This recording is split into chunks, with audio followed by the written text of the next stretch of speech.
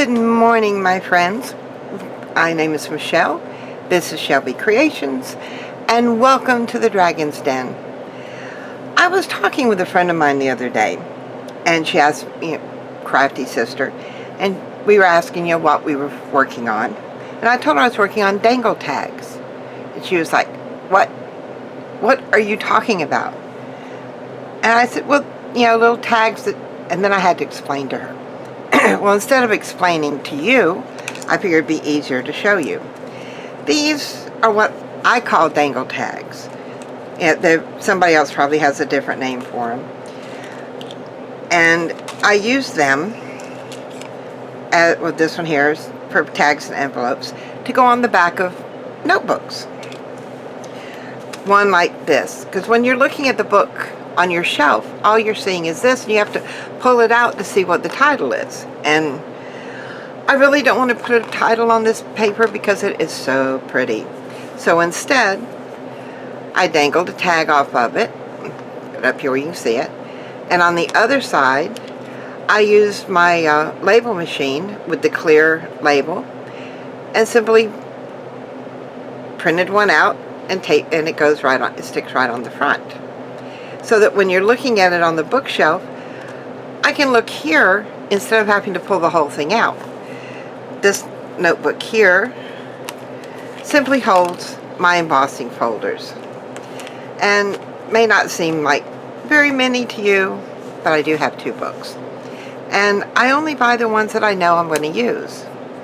Because believe me, I could go crazy over embossing folders, over just about anything has to do craft related. And I figured, well, let me show you how easy these are to make. And maybe you'll want to make some too, to go on the back of your notebooks to hang down, or even to go in a journal or in an album or on the outside of them. So you set this aside, find a place somewhere on this desk. As you hear, everything falls. So I'm going to pull out my piece of cardstock because it keeps my mat clean. And this does get messy.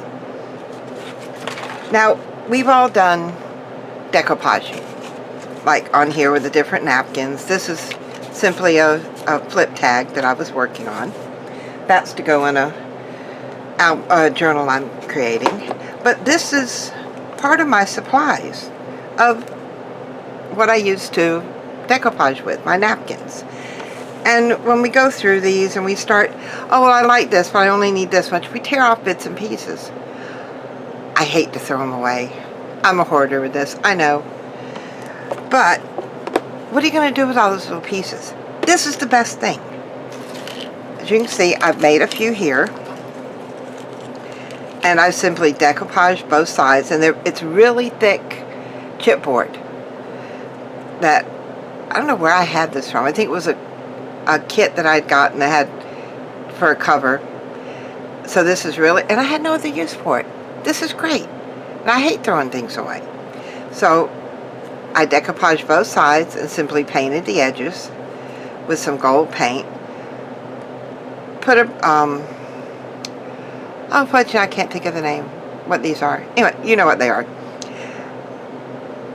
Put one of those in there, and then you're able to string it and hang it. And they're easy, so easy to make. Let me show you. I've got one here that I've almost finished, but not quite. And then one that I've decoupaged one side, but we're still working on the other. And these are my little scraps of napkins that I don't want to throw away, so I gotta find some use for them. Or I could simply do the whole thing and put a bird on there, or whatever you want to do. But the most complicated part is, let me reach past you here, for my, what I call decoupage glue. Learned this trick with Amy, with Al John. She's also on YouTube. It's 1 part white glue, 1 part decoupage, and 1 part water. And the reason why you like Mod Podge, the decoupage stuff, the reason why I do this, or did it to begin with, was because I only had a little bit in my Mod Podge bottle, and I had quite a bit to decoupage. So mix it up really good. Now, you can either use a brush, you can use just about anything. You can even use a Q-tip to spread this with.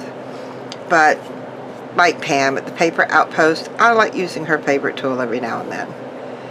And I'm putting, it's the finger tool. See where I said it gets messy? And I put quite a bit on there. Whew. Got a lump in it. Alright, I'm going to start with maybe put the bird down here. And with putting so much glue on there, it seeps through really, really fast. So you don't have that much to go through. Alright, well let's do maybe a flower on top of the bird. You'll still be able to see through it when all is said and done. And then I'm going to do just a touch more to seal it all in there. Now the reason why I like using my finger in this, because I can feel if there's any little bumps or bulges or air pockets, and I'm able to smooth them out. With a brush, I've noticed that it tears quite a bit. So, use our favorite finger tool. Probably the most expensive tool I own is my finger tool. Now, we have to set this aside and let it dry. So I'm going to set this over here, because if I leave it here, it's going to get everywhere, and we don't want that.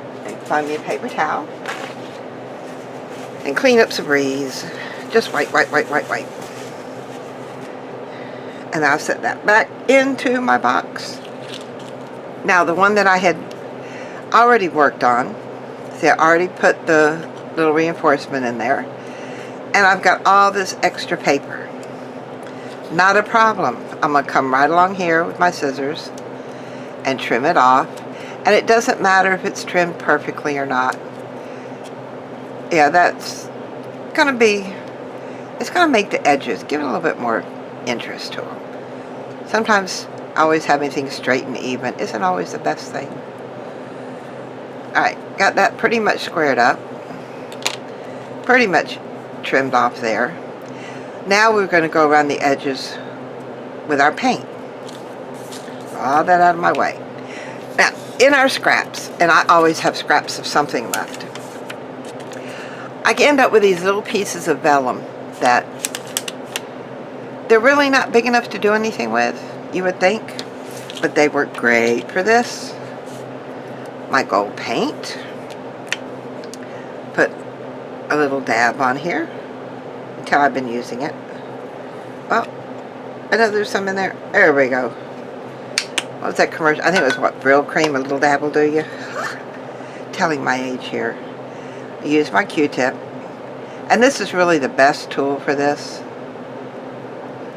And you want to dab your edges and make sure that there's no gaps between the paper and the side there. And cover up the little holes. Bring interest. And if you go over the edge, that's great. That's perfect.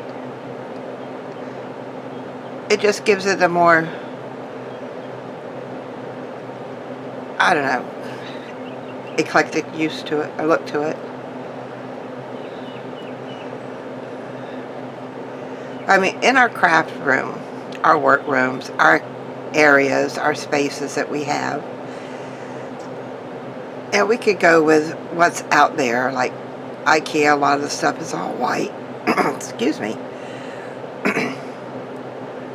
But I like to dress up my craft room, my area, my little corner of the dragon's den here. Because I don't want everything to be one color or plain, or I want it to look like me. You know, I want something nice to look at when I work. Something pretty to work with. And that's basically what we do. Then we set it to dry. And put my other little sheet of vellum down here. Lean that right over there so that it doesn't touch anything. Now, clean up is very important with this. And it's very hard, believe me. You simply pick up your paper, your Q-tip, fold it in half, and voila, there it is. Throw it in the trash. Yes, I do throw some things away. Now, we're left, once they dry, you've got your tags like this. Well, you need to string them with something. So let's pick out something to string it with.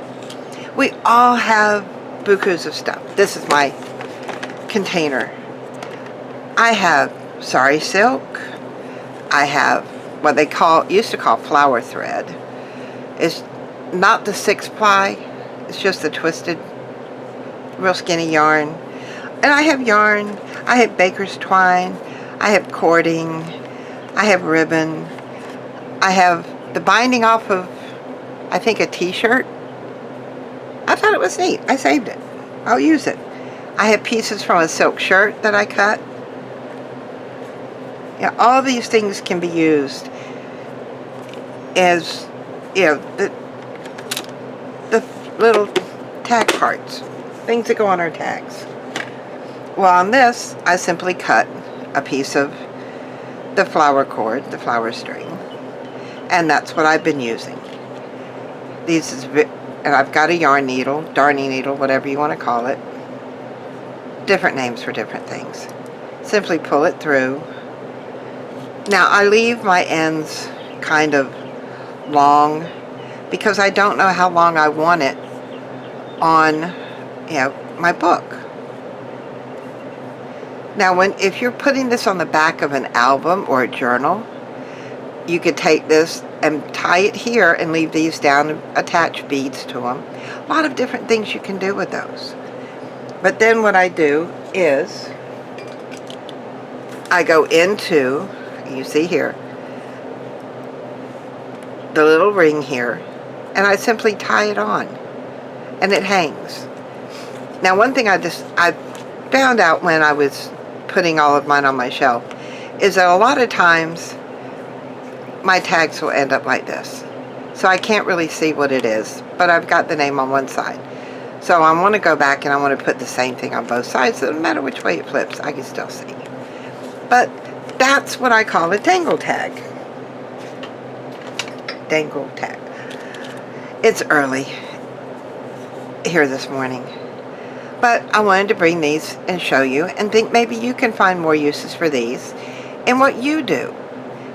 Maybe if you've enjoyed what I've showed you today, click the like button, subscribe to my channel, and I'll be back shortly with another great tip for your crafting days. Thank you. Have a great day.